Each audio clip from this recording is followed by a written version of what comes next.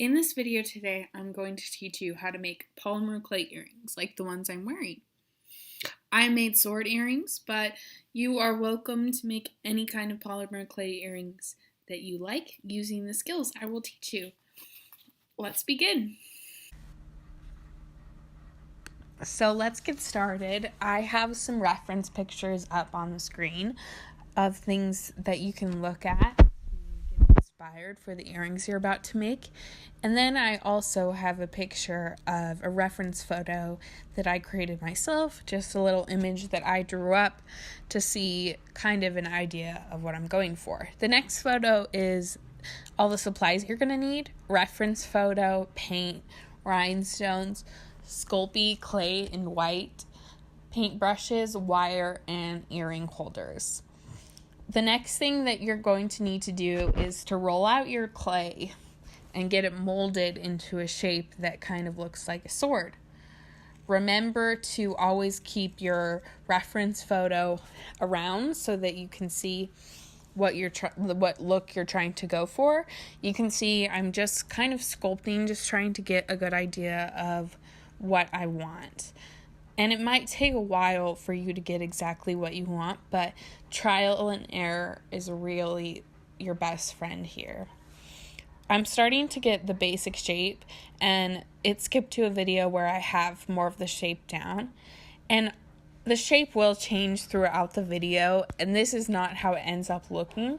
I really liked the way that it looked, but it wasn't practical for the earrings, and I realized that the decorative parts were just as long as the actual blade, which really wouldn't be accurate for a sword. Once you get a shape you like, it's time for the next step, which includes baking it and creating it into actual earrings. But first, you're going to need to create a hoop, which the earring hooks can be anchored to. So you're going to need to pick out some wire that's soft enough for you to move with your hands, and then you're going to need to start kneading it into a circular shape. This might take a minute and it might kind of hurt your fingers, so just be careful and work on it and you'll be able to do it. Soon you'll start to get a circular shape and it seems to work. So you just need to perfect it until you start to get it right. Then you're going to want to put it over your clay and start to put the metal edges inside the clay. Once you get it inside the clay the way you want it, pack the clay around it so that it will stick. And it is now time to put them in the oven. Now it's time to bake. So you're going to need to preheat your oven to 275 or 130 degrees Celsius. You can use a baking sheet and put your clay on it. Place your clay on the sheet and insert into the oven for 15 minutes per 1/4 inch of clay thickness. Now that your clay is out of the oven, it should be hard, and it's time for the fun part. You really get to use your creativity here, and you can decorate your sword any way you want. I got out an assortment of paints and let my ideas flow. As you can see right now, I am painting the sword with a light gray color. This is going to be my base for the shiny blade part. And now I'm painting the hilt red because I love the color red and think it will add a very dramatic taste to the sword.